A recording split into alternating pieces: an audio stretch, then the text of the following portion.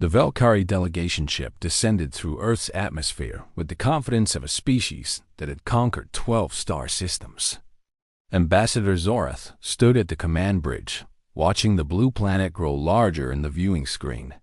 His 4 eyes blinked in sequence as he reviewed the data on these primitive creatures called humans. They had only discovered faster than light travel 50 years ago. They were young. They were weak. They would submit like all the others had submitted before them. The Valkyrie Empire had a simple method for dealing with new species. They would arrive with a massive fleet, demand surrender, and offer a treaty that stripped away freedom while promising protection. Every species accepted this arrangement. The alternative was complete destruction. The mathematics were simple and brutal. Submit or die. 300 civilizations had chosen submission over the past 10,000 years. Not a single species had ever chosen death. Zorath's communication officer turned toward him with a strange expression on his scaled face. The young officer had been monitoring human broadcasts for the past several hours. Something in those transmissions had disturbed him deeply. He hesitated before speaking, which was unusual behavior for a Valkyrie military officer. Ambassador, these humans are unusual. Their history is filled with violence unlike anything in our records. They fight each other constantly over territory, resources, and ideas. They have destroyed their own cities with nuclear weapons. They seem to enjoy conflict in ways that make no logical sense. Zorath made a dismissive sound with his throat. Violence between primitives was common throughout the galaxy. It was a sign of their undeveloped nature. Once they saw the might of the Valkyrie fleet, they would understand their place in the grand hierarchy. He had seen this pattern hundreds of times before. Young species always made threatening noises before surrendering. The fleet consisted of 40 warships arranged in perfect military formation.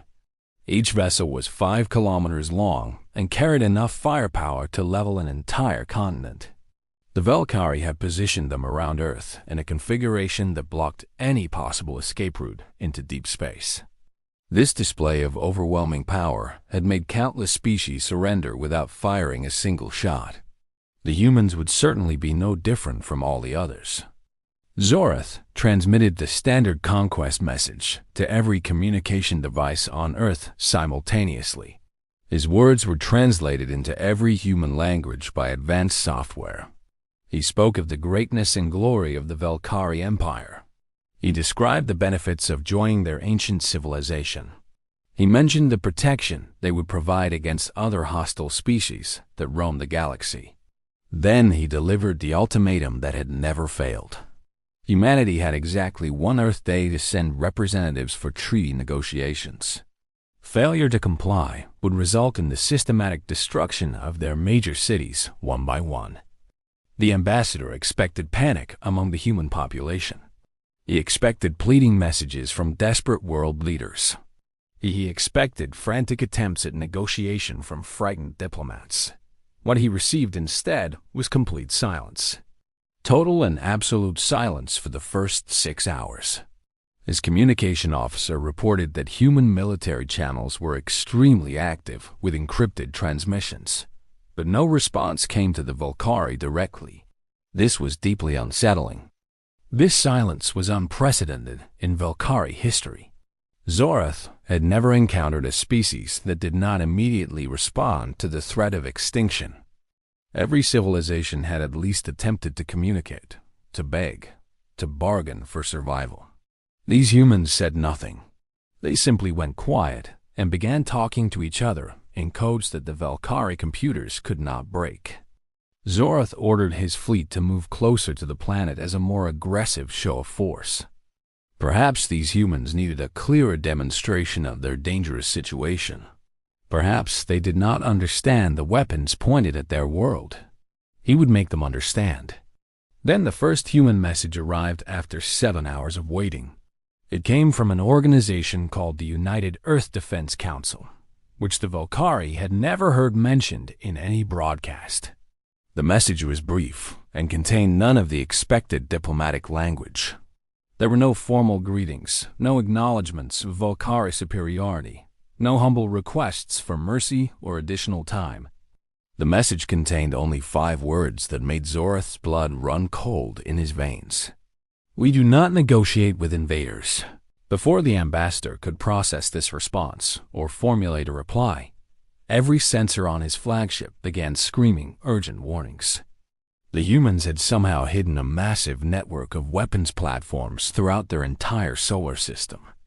These platforms had been cleverly disguised as mining operations, scientific research stations, and communication satellites. In the span of mere seconds, they revealed their true nature as military installations armed with nuclear missiles, kinetic projectiles, and energy weapons that the Volcari had never encountered before. The first volley struck before any defensive measures could be activated. 3 Volcari warships vanished in brilliant explosions that lit up the void of space. Their shields, which had withstood the weapons of countless alien civilizations, failed completely against the human assault. The missiles moved faster than anything recorded in Volcari military databases. The targeting systems were impossibly accurate, striking weak points that should have been unknown to a young species. Zorath screamed orders at his confused and frightened crew. All ships were to raise maximum shields and return fire immediately.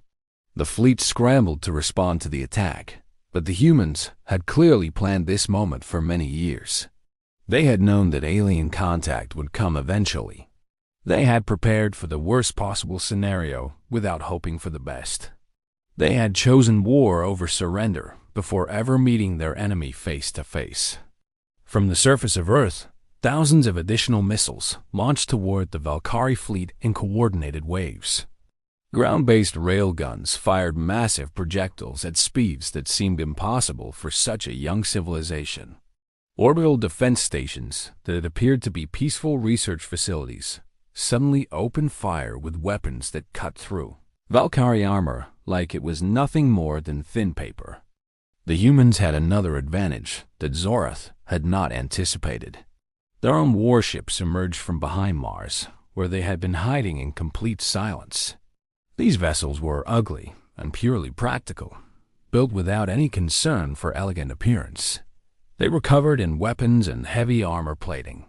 They moved with aggressive speed toward the Volcari formation, transmitting no messages and showing no fear. Admiral Chen Wei stood on the bridge of the UE as Retribution, the flagship of humanity's secret fleet. She had waited her entire military career for this moment. Every military leader on Earth had studied the possibility of hostile alien invasion. They had planned for species that would demand submission. They had decided long ago that humanity would never kneel to anyone or anything, no matter the cost. The human fleet engaged the Volcari with tactics that shocked and horrified the alien commanders. Human ships ran directly into enemy vessels while firing every weapon simultaneously.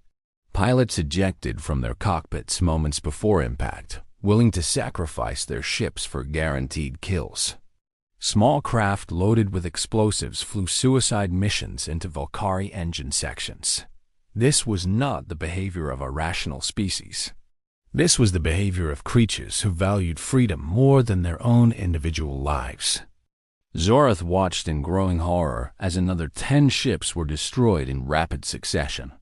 The human weapons were not technologically superior to Volcari systems in most categories, but they had been designed specifically for this exact fight. Every missile, every projectile, every energy beam had been created with one purpose only: to kill alien invaders who threatened Earth. Humanity had spent 50 years preparing for this single battle, while pretending to be a peaceful exploration species interested only in science. The ambassador attempted to send a message of surrender to the human fleet. He was willing to withdraw immediately and leave human space forever. He was willing to offer advanced technology, valuable resources, and formal recognition of Earth as an independent galactic power. He would give the humans absolutely anything they wanted to end this terrible slaughter. His message was received and completely ignored. The humans continued their assault without pause or hesitation. They were not interested in surrender or negotiation.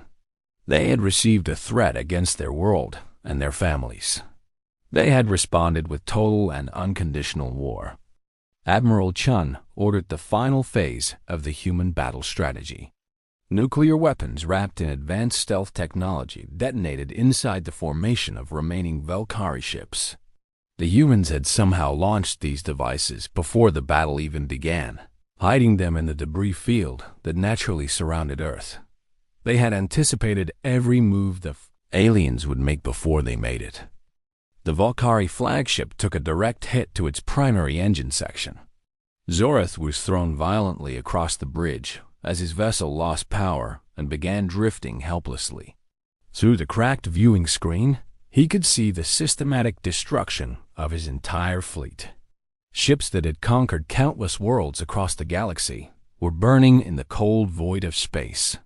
Escape pods launched from dying vessels, only to be captured by human ships waiting nearby like patient hunters.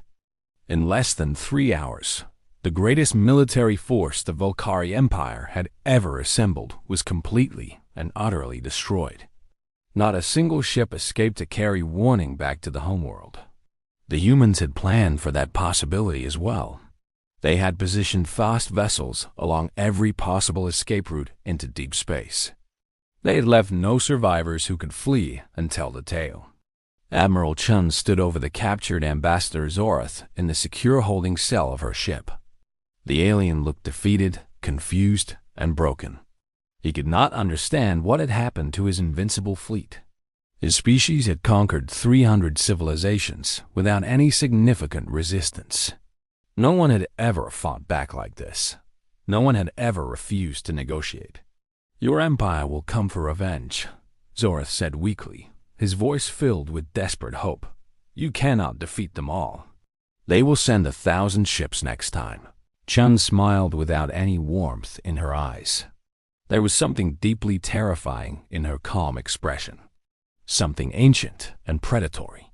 Something that made Zorath realize he had fundamentally misunderstood the true nature of humanity. "We are counting on it," she replied simply. "Every ship your empire sends will face the same fate. Every fleet will burn. We have been waiting for someone to test us. Now we will show the entire galaxy what happens to those who threaten Earth and her people." The human military had already extracted the exact location of the Valkyrie homeworld from captured navigation computers. Within weeks, they would launch their own fleet toward alien space. They would not go to negotiate peace treaties. They would not go to establish diplomatic relations or trade agreements. They would go to deliver a clear message that every species in the galaxy would understand. Humanity was not a species that accepted ultimatums from strangers. They were not a civilization that submitted to threats. They were warriors who had spent their entire history fighting each other for dominance. They had survived ice ages, devastating plagues, and the horror of nuclear weapons. They had clawed their way to the stars despite every natural and self-inflicted obstacle. The Valkyrie had expected treaties because that was what every other species had offered them. They had expected fear and quick submission because that was all they had ever known. They had looked at human history and seen violence as a sign of primitive underdevelopment. They had not understood that violence was simply how humans solved problems that threatened their very existence. On every human world and colony, celebrations erupted as news of the incredible victory spread. People who had never agreed on anything in their lives united in fierce pride for their species. Politicians who had hidden a secret military buildup for decades finally revealed the truth to their amazed populations. Humanity had always known that the universe was dangerous. They had prepared accordingly while hoping they were wrong. Ambassador Zorath would spend the rest of his long life as a prisoner on Earth. He would be treated with respect and given comfortable accommodations. The humans were not needlessly cruel to their captives, but he would never return to his homeworld. He would never see his family again. He would live as a permanent reminder of the day that the mighty Valkyrie Empire learned the most important lesson in the galaxy. Some species did not want peace at any price. Some species did not accept domination from others. Some species looked at impossible odds and chose to fight anyway because surrender was simply not in their nature. Humanity was such a species. They had emerged from a violent world and carried that violence into the stars like a burning torch. The galaxy had expected humanity to become another conquered civilization. They had expected these young creatures to sign treaties and accept their lowly place at the bottom of the galactic hierarchy. Everyone had made a terrible mistake in their assumptions about the human race. Treaties were expected that day. Missile volleys were delivered instead. And nothing in the universe would ever be the same again. Humanity was coming for the stars, and they were not asking permission from anyone. The age of empires threatening young species was ending. A new era was beginning in fire and blood. It was the era of humanity ascending, and they would write its history with weapons in their hands and defiance in their hearts.